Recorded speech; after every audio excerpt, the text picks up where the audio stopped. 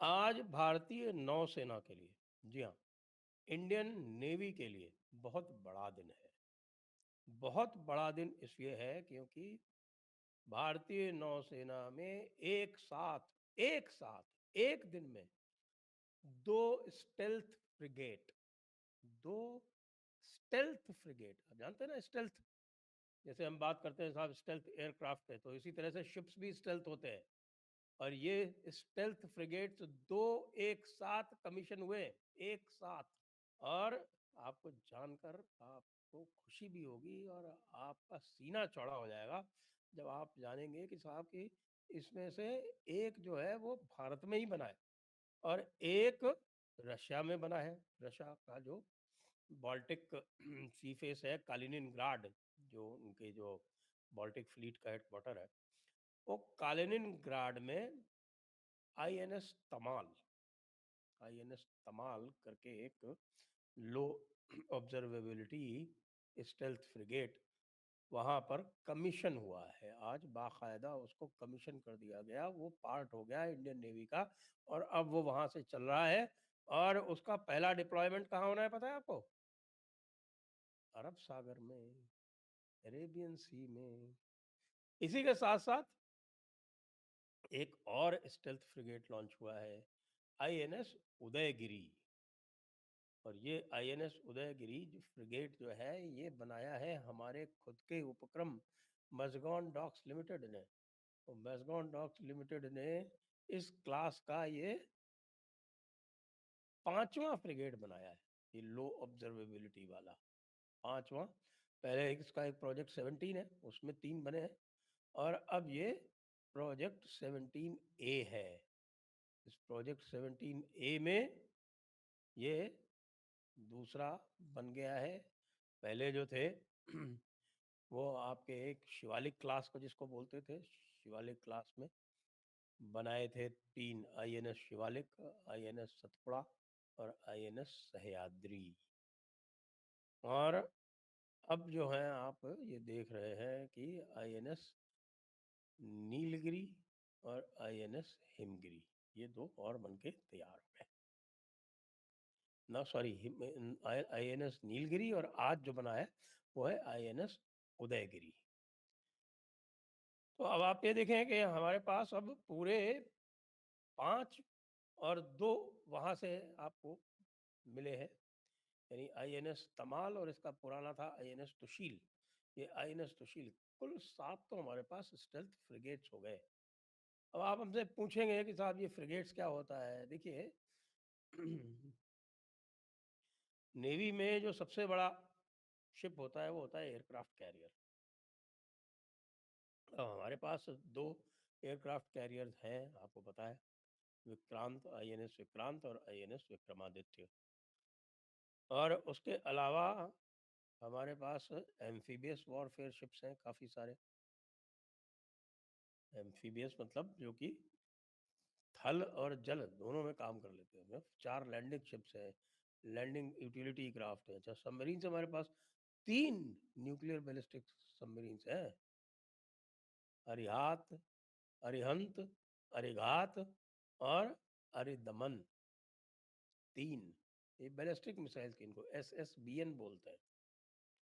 17 attack submarines हैं और ये लगातार बढ़ती जा रही है। आपको जानकर ये भी प्रसन्नता होगी कि हमारे जो nuclear attack submarines, nuclear ballistic missile जो सबमरीन्स हैं वो भारत में ही बन रही हैं। और अब जो न्यूक्लियर अटैक सबमरीन की बात हो रही है SSN, वो भी अब भारत में ही बनेगी। और उसके अलावा जो अटैक सबमरीन है SSK जिनको बोलते हैं वो है। अब सरफेस शिप्स की बात आए, जब एयरक्राफ्ट कैरियर तो हो गया, एयरक्राफ्ट कैरियर के बाद में अब हमारा जो एयरक्राफ्ट कैरियर है वो 45,000 टन के क्लास वाले हैं। 45 टन जिसको बोलते हैं displacement, DWT, dead weight tonnage जिसको बोलते हैं। ये जो डिस्ट्रॉयर्स होते हैं ये लगभग 10,000 टन के आसपास इनकी डेड वेट टनेज होती है, DWT। और ये जो फ्रिगेट्स होते हैं, ये फ्रिगेट्स जो होते हैं ये बड़े एजाइल और बड़े मोबाइल होते हैं। इनकी DWT, डेड वेट टनेज जो है वो होता है लगभग, आप समझ लीजिए कि 5,000 टन के आसपास। लेकिन चूंकि इनका डेडवेट टनेज कम होता है तो ये हाईली एजाइल होते हैं, ये बहुत तेजी से मनूवर कर सकते हैं, इनकी स्पीड भी काफ़ी तेज होती है। स्पीड तो वैसे सभी आपके डिस्ट्रॉयर और जितने भी हैं वो सब 30 नॉट्स के आसपास डिज़ाइंड स्पीड होती है इनकी। 30 नॉट्स का मतलब आप ये जान लीजिए कि 1 नॉट जो है वो लगभग आपके 1.8 किलोमीटर्स पर आवर के बराबर होता है। तो 30 नॉट्स का मतलब हुआ लगभग 55 किलोमीटर स्पीड पानी में। भाई साहब आप कल्पना नहीं कर सकते, अब पता नहीं आप पानी में कितना क्रूज इत्यादि में चले होंगे, और आप ये समझ लें कि अगर आप क्रूज में चले हैं तो क्रूज की जो अधिकतम स्पीड आपको मिलेगी वो 20 नॉट से अधिक नहीं मिलेगी। यद्यपि अगर आप जाएं फास्ट बोट्स में तो ये जो फास्ट फेरीज हैं, जैसे कि हांगकांग से मकाऊ वाली जो फास्ट फेरी है वो करीब 40 नॉट पे चलती है। ये एक्सट्रीमली फास्ट शिप्स। और फ्रिगेट्स जो है वो ना केवल एक्सट्रीमली फास्ट हैं, वो 35 से 40 नॉट तक जा सकते हैं, वो बहुत तेजी से मनूवरिंग भी कर सकते हैं, और इनकी जो मनूवरेबिलिटी है वही इनको जो है एक प्रकार से अलग से स्पेशल दर्जा देती है। फिर है मिसाइल बोट्स या कॉर्वेट्स जिनको बोलते हैं, वो काफ़ी छोटी होती है, उनका काम केवल तो कुछ मिसाइल्स लेके चलना होता है, और 10-20 का उसमें क्रू होता है, 20-25 का। फिर ये आपके फाइटिंग शिप्स हैं। उसके बाद फिर और भी बहुत सारे होते हैं, replenishment oilers vessels, tracking ships, survey vessels, offshore patrol vessels और पेट्रोल बोट्स। और ये सब मिला के भाई साहब ये आप ये सोचिए कि भारत के जो टोटल जो संख्या है वो 150 से ज़्यादा है।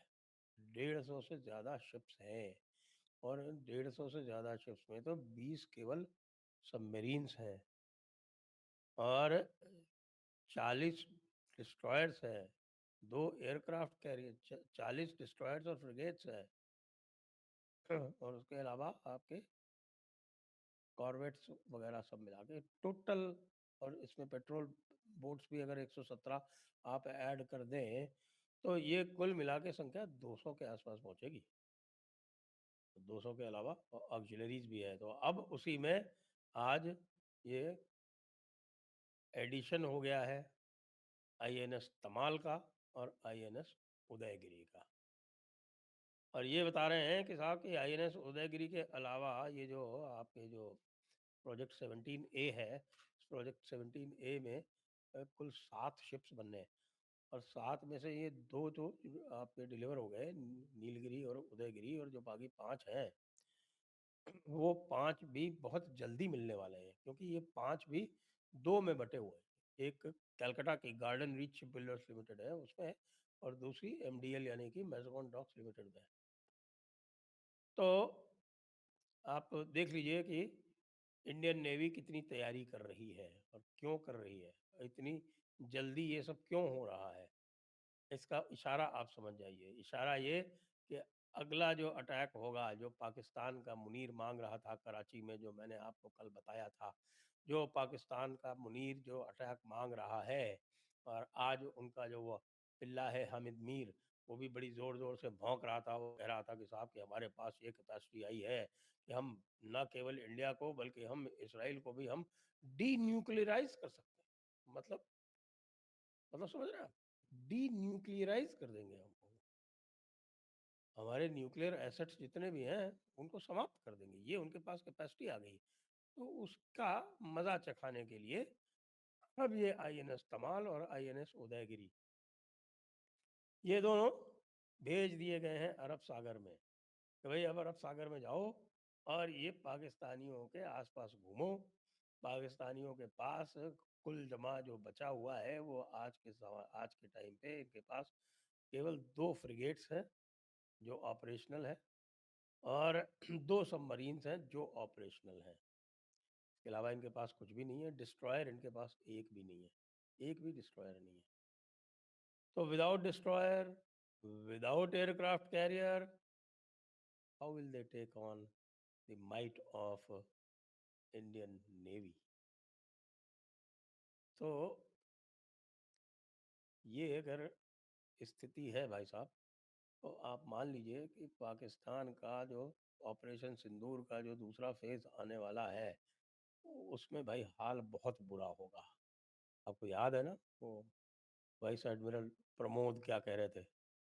वो ये कह रहे थे कि साहब कि बस हम तो वेट कर रहे थे, हमारा नंबर ही नहीं आया, और अब जो नंबर आएगा उसमें वो दिखाएंगे अच्छी तरह से साहब कि नंबर जब आता है तो वो क्या करते हैं। तो आगे आगे देखिए होता है क्या। और आज के दिन सब लोग, यदि आप देख रहे हैं इसको, तो आईएनएस तमाल के लिए और आईएनएस उदयगिरी के लिए जो जो दो नए स्टेल्थ फ्रिगेट भारतीय सेना में, भारतीय नौसेना में जो सम्मिलित हुए हैं, उनके लिए एक एक दिया, एक एक दीपक अवश्य जला दीजिए, और पटाखे रखे हों तो वो भी छोड़ दीजिए। जय हिंद, जय भारत, वंदे मातरम।